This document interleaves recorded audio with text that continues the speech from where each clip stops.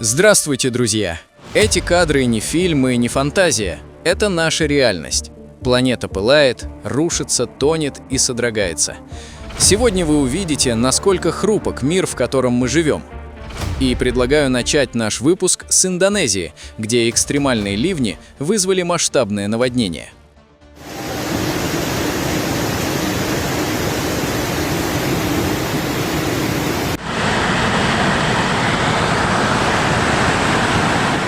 В субботу популярный горный курорт Гучи в регенстве Тегал в индонезийской провинции Центральная Ява оказался в эпицентре мощного внезапного наводнения.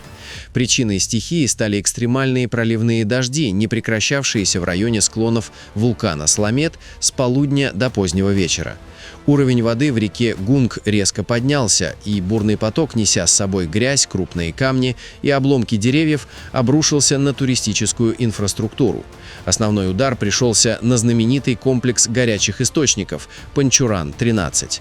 Мощный поток воды буквально смыл бассейны для купания и разрушил тысячи метров труб, обеспечивавших подачу термальной воды в отели и виллы.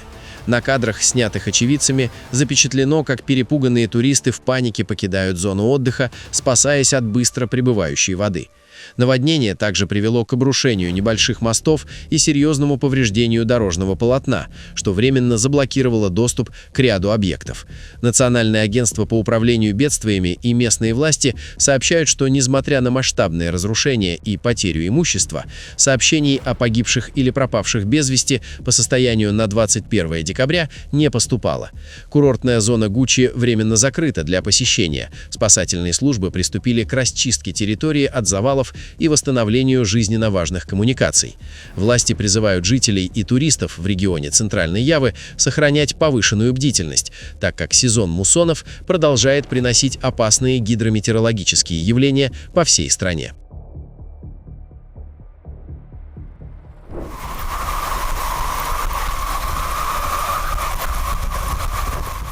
В пятницу на штат Колорадо обрушился исторический шторм с ураганными ветрами, вызвавший масштабные отключения электроэнергии, транспортный коллапс и беспрецедентную угрозу лесных пожаров. Национальная метеорологическая служба в Болдере впервые в истории штата выпустила предупреждение о особо опасной ситуации из-за сочетания экстремальных порывов ветра, рекордно высоких зимних температур, достигавших плюс 21 градуса Цельсия в Денвере, и низкой влажности. Самые мощные порывы были зафиксированы в округе Болдер. Скорость ветра достигала 180 км в час, что соответствует силе урагана второй категории. Стихия привела к отключению электричества у более чем 100 тысяч потребителей. При этом компания Xcel Energy превентивно обесточила около 69 тысяч домов для снижения риска возгораний от поврежденных линий электропередач. В округе Юма сильный ветер способствовал быстрому распространению крупного лесного пожара, который уничтожил от 5 до 16 тысяч гектаров растительности. На дорогах штата из-за плохой видимости и риска опрокидывания больше грузов были перекрыты ключевые трассы. В международном аэропорту Денвера были задержаны или отменены более 1000 рейсов. Десятки школ в Болдере и Джефферсоне отменили занятия, жители предгорных районов на время непогоды призвали подготовить экстренные наборы для эвакуации на случай внезапных возгораний.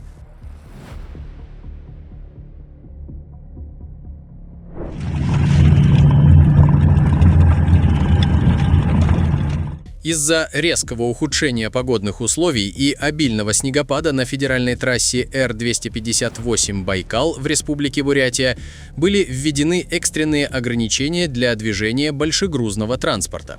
По распоряжению госавтоинспекции проезд фур и грузовиков был полностью закрыт на сложном участке от села Вознесеновка до села Тарбагатай, где из-за гололеда и снежных заносов возникла угроза массовых заторов и аварийных ситуаций. На трассу незамедлительно была выведена специализированная дорожная техника для расчистки полотна и подсыпки противогололедных материалов, однако работа осложнялась непрекращающимися осадками.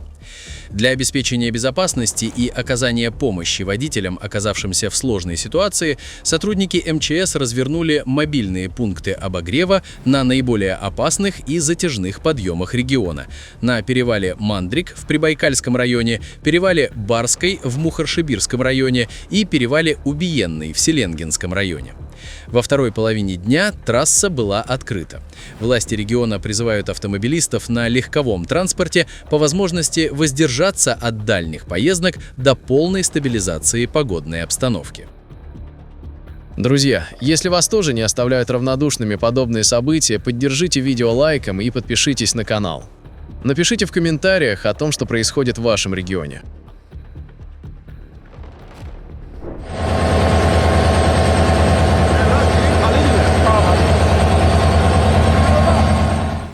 В восточном индийском штате Ассам произошла масштабная железнодорожная катастрофа, приведшая к гибели 8 слонов и сходу состава с рельсов.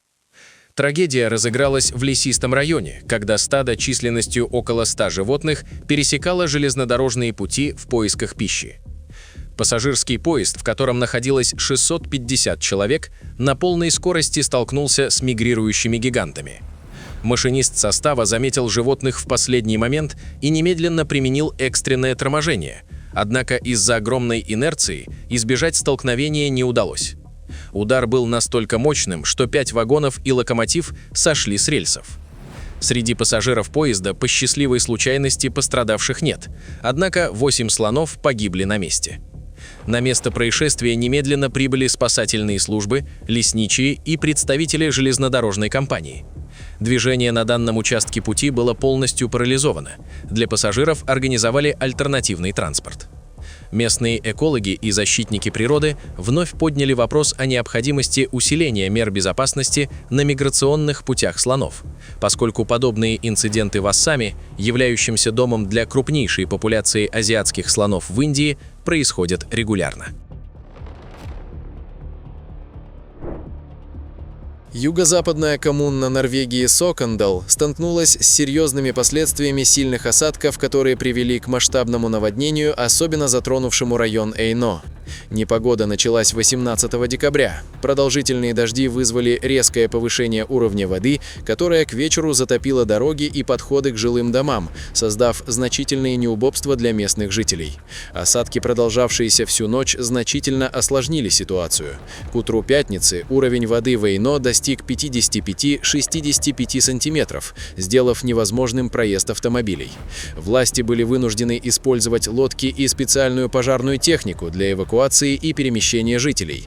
Некоторые семьи оказались временно изолированы. К середине дня ситуация начала постепенно стабилизироваться. Уровень воды снизился до 45 сантиметров, что дало основание местным властям предположить, что пик паводка миновал.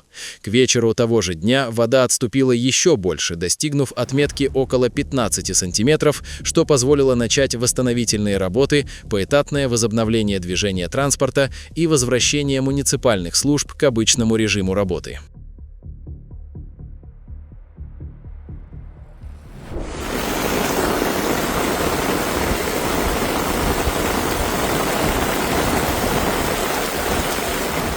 Сильное наводнение, вызванное проливными дождями, произошло в пятницу на итальянском острове Эльба. Всего за несколько часов в ряде районов выпало до 65 мм осадков. Основной удар стихии пришелся на инфраструктуру острова. Оказались затоплены городские улицы, подвалы домов и подземные переходы. Серьезно пострадала дорожная сеть. Провинциальная трасса SP-32 в Альтерайо была полностью перекрыта из-за масштабного оползня, а дорога SP-26 закрыта в связи с сильным затоплением проезжей части. На многих других участках движение было парализовано из-за скопления грязи, камней и обломков, принесенных потоками воды. Муниципальные службы и пожарные расчеты перешли на усиленный режим работы, расчищая пути и откачивая воду с наиболее пострадавших объектов. На время непогоды власти острова настоятельно рекомендовали жителям и туристам избегать поездок и оставаться в помещениях до полной стабилизации обстановки.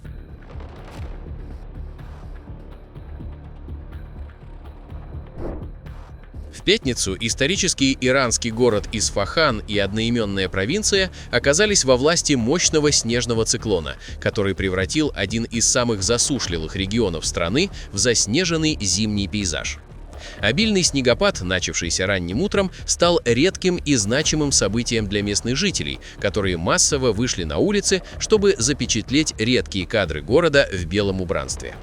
Однако помимо эстетической составляющей, стихия принесла серьезные логистические трудности из-за плохой видимости и гололеда на ключевых автомагистралях, связывающих Исфахан с Тегераном и Ширазом, образовались многокилометровые заторы. Муниципальные службы города были переведены на круглосуточный режим работы для расчистки основных транспортных артерий и предотвращения коллапса общественного транспорта. В ряде горных районов провинции толщина снежного покрова оказалась значительной. Это заставило власти временно закрыть некоторые сельские школы и ограничить движение большегрузного транспорта. Несмотря на возникшие трудности, экологи отмечают положительное влияние осадков на водный баланс региона, страдающего от многолетней засухи, указывая на то, что обильный снег поможет пополнить запасы в бассейне реки Заянды-Рут весной. Метеорологическая служба Ирана предупреждает о сохранении низких температур и возможном обледенении дорог, призывая водителей использовать цепи при поездках через горные перевалы.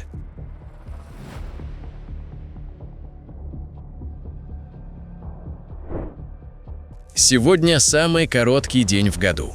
Продолжительность самого короткого дня для зимнего солнцестояния напрямую зависит от географической широты места. Чем дальше на север, тем короче световой день. Именно в этот день Солнце достигает самой низкой точки над горизонтом, знаменуя начало астрономической зимы в северном полушарии. Это особенный день, наполненный символизмом и традициями многих культур мира. Люди издревле отмечали зимнее солнцестояние как праздник света, возрождения природы и надежды на лучшее будущее. В России самый короткий световой день в году в Мурманской области. Его продолжительность составит всего 18 минут. В других регионах страны ситуация будет заметно отличаться. Например, в Москве световой день продлится около 7 часов. Для Украины на широте Киева продолжительность светового дня составит около 8 часов, а для Рейкьявика в Исландии – 4 часа 7 минут. Сразу после 21 декабря световой день в северном полушарии начнет постепенно расти. В субботу в городе Находка Приморского края был введен локальный режим чрезвычайной ситуации после масштабной аварии на сетях теплоснабжения. Инцидент произошел в ночное время в районе торгового центра «Находка-Мега», когда водитель больше груза не справился с управлением и столкнулся с легковым автомобилем. В результате столкновения грузовой автомобиль вылетел с проезжей части и снес магистральную теплотрассу, пролегающую вдоль дороги. Авария привела к немедленной остановке котельной, что оставило без отопления более 7 тысяч жителей города. Под отключение попали свыше 50 многоквартирных жилых домов, а также ряд социально значимых объектов. По заявлению главы Находки, на полное восстановление теплоснабжения потребуется до 2 суток. Несмотря на серьезность разрушений инфраструктуры, оба водителя, участвовавших в ДТП, остались живы. В ночь на 20 декабря жители Приморского края наблюдали в небе цепочку из спутников Starlink, принадлежащих компании SpaceX Илона Маска. Очевидцы из Владивостока, Уссурийска и Находки массово делились видеозаписями, на которых отчетливо видна движущаяся пунктирная линия из ярких светящихся точек. Подобный визуальный эффект возникает вскоре после запуска очередной партии микроспутников, когда они еще не разошлись по своим целевым орбитам и отражают солнечный свет на низкой орбите. Условия для наблюдения этот момент в Приморье были идеальными благодаря чистому небу и отсутствию облачности. Несмотря на то, что пролеты Starlink происходят регулярно, каждый такой случай вызывает оживленные дискуссии. Многие принимают их за метеоритный дождь или НЛО, однако это часть глобальной спутниковой сети для обеспечения высокоскоростного интернета. Специалисты отмечают, что со временем спутники станут менее заметны для невооруженного глаза, так как поднимутся на более высокую орбиту. Те же, которые по каким-либо причинам оказались неработоспособными, в ближайшее время сгорят в атмосфере.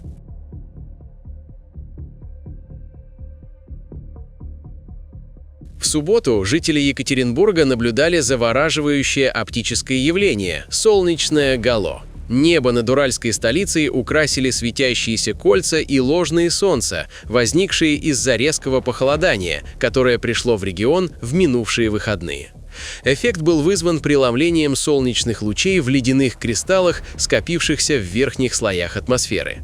Наиболее яркое явление проявилось в утренние часы над центральными районами города и вблизи набережной Исети, где чистый морозный воздух создал идеальные условия для наблюдения.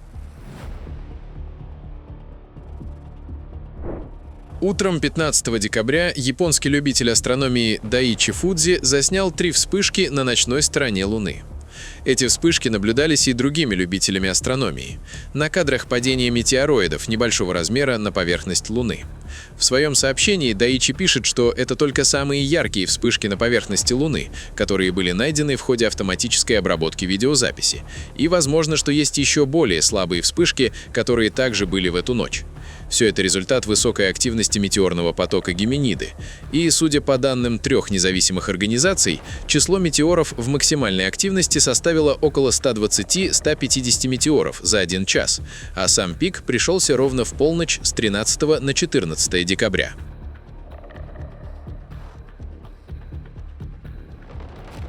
Друзья, на этом наш выпуск завершен. Будем рады видеть вас снова. Подписывайтесь и до встречи завтра в новом выпуске.